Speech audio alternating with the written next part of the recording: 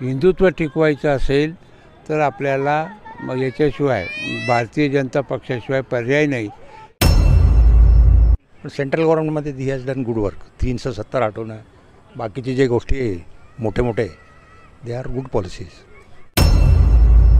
चुरशीची लढत आहे, पण भाजपची शक्यता जास्त आहे. यंदा येतील देवयानी फरांदे निवडून? बिलकुल येणार, बिलकुल येणार. नाशिकमध्ये विधानसभा मतदारसंघावर गेल्या 10 वर्षांपासून भाजपचं वर्चस्व आहे. प्राध्यापक देवयानी फरांदे या मतदारसंघाचं नेतृत्व करतायत. यंदाही त्यांचाच विजय होणार अशी चर्चा सध्या मतदारसंघात जोरदार रंगली आहे. कारण प्रतिस्पर्धी उमेदवार असलेल्या वसंत गीते यांच्याबाबत मतदारसंघात प्रचंड नाराजी आहे. त्यांनी कोणत्याही प्रकारची विकास कामं केलेली नाहीयेत असा सूर सध्या मतदारसंघातील नागरिकांचा आहे. आम्ही गोल क्लब परिसरात ज्येष्ठ नागरिकांची मतं जाणून घेतली, तेव्हा ते काय म्हणाले ऐका. किंवा हिंदुत्व टिकवायचं असेल तर आपल्याला मग याच्याशिवाय भारतीय जनता पक्षाशिवाय पर्याय नाही. आणि त्याही पुढे जाऊन की सध्या जो विकास होतोय तो विकास समाजाभिमुख आहे.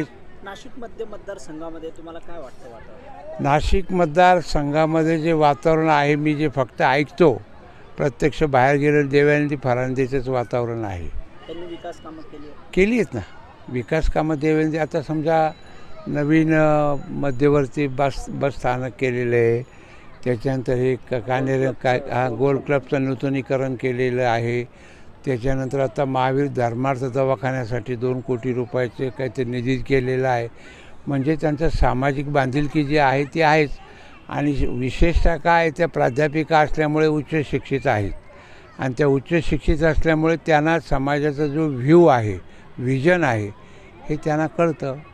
ते काही गोष्टी सेंट्रली चांगल्या केल्या त्यांनी. स्टेट गव्हर्नमेंटची मला काय सांगता येत नाही, पण सेंट्रल गव्हर्नमेंटमध्ये he has done good work. 370 हटवणं, बाकीचे जे गोष्टी आहे मोठे मोठे, दे आर गुड पॉलिसीज.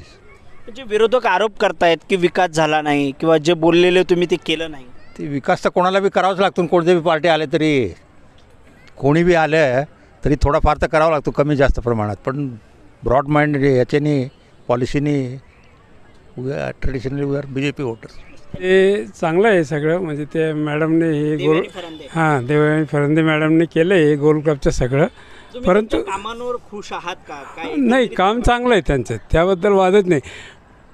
चुरशीची लढत आहे, चुरशीची लढत आहे, पण भाजपची शक्यता जास्त आहे असं वाटतंय. हां, माहीत नाही. आता त्यांनी बराच विकास केलेला आहे या भागाचा.